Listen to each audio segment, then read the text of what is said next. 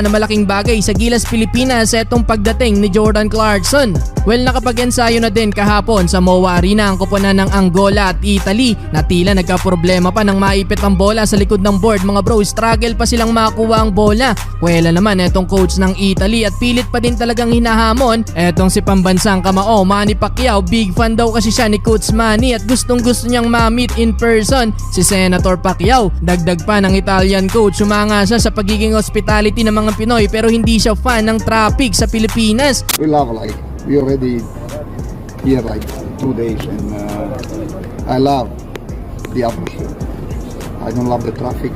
Well, may babala itong si Senator Ping Lacson mga bro para sa mga teams na wag dadaan sa EDSA kung ayaw nilang mauwi sa default ang laban. Kaya naman biro tuloy ng iba, isa yan sa home court advantage ng Pilipinas. Well, for sure naman ahead of time nasa venue na itong mga teams at hindi na makikipagsabayan pa sa